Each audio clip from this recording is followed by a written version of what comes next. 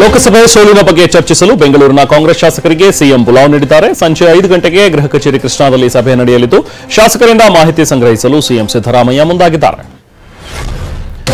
ಅತ್ಯಾಚಾರ ಕೇಸ್ನಲ್ಲಿ SIT ವಶದಲ್ಲಿರುವ Prajwal Revanna custody ಇಂದು ಅಂತ್ಯವಾಗಲಿದೆ. ಹೀಗಾಗಿ ಮಾಜಿ ಸಂಸದ ಪ್ರಜ್ವಲ್ ರೇವಣ್ಣರನ್ನ ಎಸ್ಐಟಿ ಅಧಿಕಾರಿಗಳು ಕೋರ್ಟ್ಗೆ ಹಾಜರುಪಡಿಸಲಿದ್ದಾರೆ. ಇವತ್ತು ಪ್ರಜ್ವಲ್ ರೇವಣ್ಣಗೆ ನ್ಯಾಯಾಂಗ ಬಂಧನನ ಅಥವಾ ಮತ್ತೆ ಎಸ್ಐಟಿ ಕಸ್ಟಡಿನ ಅನ್ನೋ ಕುತೂಹಲ ಕೆರಳಿದೆ. ಬೆಳಗಾವಿಯಲ್ಲಿ ಮಕ್ಕಳ ಮಾರಾಟ ಜಾಲ ಕೆಡ್ಡಾಗಿ ಬಿದ್ದಿದೆ. ಆರ್ಎಂಪಿ ವೈದ್ಯ ಸೇರಿ 5 ಜನರನ್ನ ಮಾಳಮಾರುತಿ ಪೊಲೀಸರು ಅರೆಸ್ಟ್ ಮಾಡಿದ್ದಾರೆ. ಮದುವೆಗೂ ಮುನ್ನ ಗರ್ಭಿಣಿಯಾದ ಯುವತಿಯರಿಗೆ ಅಬಾರ್ಷನ್ ಮಾಡಿಸಿ ತಾವೇ ಸಾಕುವುದಾಗಿ ಮಗುವನ್ನ ಹೇಳಿ ಇಟ್ಕೊಳ್ತಾ ಇದ್ರು. ಬಳಿಕ ಲಕ್ಷ ಹಣಕ್ಕೆ ಮಗು ಮಾರಾಟ ಮಾಡ್ತಾ ಇದ್ರು. ಪರಪನಾಗ್ರಹಾರ ಜೈಲಿನಲ್ಲಿ ಸಿನಿಮಾ ಸ್ಟೈಲ್ನಲ್ಲಿ ರೌಡಿ ಶೀಟರ್ಗಳ ನಡುವೆ ಗ್ಯಾಂಗ್ ವಾರ್ ನಡೆದಿದೆ. ಕುಳ್ಳು ರಿಜ್ವಾನ್ ಬೆಂಬಲಿಗರು ಇಟ್ಮಡು ಸಾಗರ್ ಟೀಮ್ ಮೇಲೆ ಹಲ್ಲೆ ಮಾಡಿದ್ದಾರೆ. ಕಿಡ್ನಾಪ್ ಪ್ರಕರಣದಲ್ಲಿ ಹಲ್ಲೆ ನಡೆಸಲಾಗಿದೆ ಅಂತ ಹೇಳಲಾಗ್ತಿದೆ.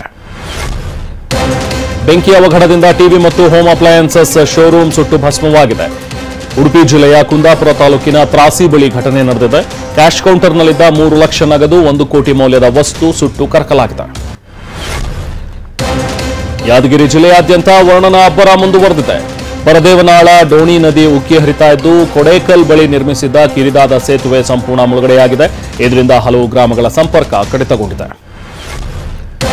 ಕಲಬುರಗಿ ಜಿಲ್ಲೆಯಾದ್ಯಂತ ನಿನ್ನೆ ಮಳೆ ಅಬ್ಬರಿಸಿದ್ದು ಜನಜೀವನ ಅಸ್ತವ್ಯಸ್ತವಾಗಿದೆ. ಸೇಡಂ ತಾಲೂಕಿನ ತೊಟ್ನಳ್ಳಿ ಗ್ರಾಮದಲ್ಲಿ ನೀರಿನ ರಭಸಕ್ಕೆ ರೈತರ ಎತ್ತಿನ ಬಂಡಿಗಳು ಕೊಚ್ಚಿಕೊಂಡು ಹೋಗಿವೆ. ಇದರ ಜೊತೆಗೆ ಮಹಾಂತೇಶ್ವರ ಮಠಕ್ಕೂ ಮಳೆ ನೀರು ನುಗ್ಗಿದೆ.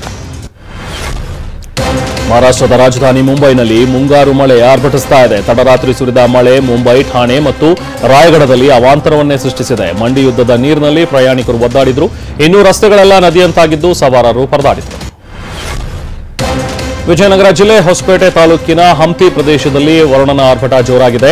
ಮಳೆ ನಡುವೆಯೂ ಹಂಪಿಯ ಸ್ಮಾರಕ ವೀಕ್ಷಿಸಲು ಬರ್ತಾ ಇರುವ ಪ್ರವಾಸಿಗರ ಸಂಖ್ಯೆ ಹೆಚ್ಚಳವಾಗಿದೆ. ಮಳೆ ಸಿಂಚನದ ನಡುವೆಯೂ ಪ್ರವಾಸಿಗರು ಸ್ಮಾರಕಗಳ ಮುಂದೆ ಸೆಲ್ಫಿ ಕ್ಲಿಕ್ಕಿಸಿಕೊಂಡರು. ಬೆಂಗಳೂರಿನ ಕೋರಮಂಗಲದಲ್ಲಿ ನಿಷೇಧಿತ ಪೋಕರ್ ಗೇಮ್ ಅಡ್ಡೆ ಮೇಲೆ ಸಿಸಿಬಿ ದಾಳಿ ನಡೆಸಿತ್ತು. ಕಾನೂನು ಬಾಹಿರವಾಗಿ ರಾತ್ರಿ ಪೂರ್ತಿ ಪೋಕರ್ ಆಟ ಆಡಿಸ್ತಾ ಇದ್ದ ಆರೋಪಿ ಮುಖೇಶ್ನನ್ನ ಅರೆಸ್ಟ್ ಮಾಡಿದ್ದಾರೆ. ಗೇಮ್ಗೆ ಬಳಸುವ ವಸ್ತುಗಳು ಹಾಗೂ ಲಕ್ಷಾಂತರ ಹಣ ಜಪ್ತಿ ಮಾಡಲಾಗಿದೆ. 3ನೇ ಬಾರಿಗೆ ನರೇಂದ್ರ ಮೋದಿ ದೇಶದ ಪ್ರಧಾನಿಯಾಗಿ ಪ್ರಮಾಣ ವಚನ ಸ್ವೀಕರಿಸಿದ್ರು. ರಾಷ್ಟ್ರಪತಿ ಭವನದಲ್ಲಿ ನರೇಂದ್ರ ಮೋದಿಗೆ ದ್ರೌಪದಿ ಮುರ್ಮು ಪ್ರತಿಜ್ಞಾ ವಿಧಿ ಬೋಧಿಸಿದ್ರು. ಮೋದಿ ಈಶ್ವರನ ಹೆಸರಲ್ಲಿ ಪ್ರಮಾಣ ವಚನ ಸ್ವೀಕರಿಸಿದ್ರು. ರಾಷ್ಟ್ರಪತಿ ಭವನದ ಮುಂಭಾಗ ನಿಂತು ದೇಶ ಮುನ್ನಡೆಸುವ ಶಪಥ ಮಾಡಿದ್ರು. ಇಂದು ಸಂಜೆಯೇ ಮೋದಿ ಸಂಪುಟದ ಮೊದಲ ಸಭೆ ನಡೆಯಲಿದೆ.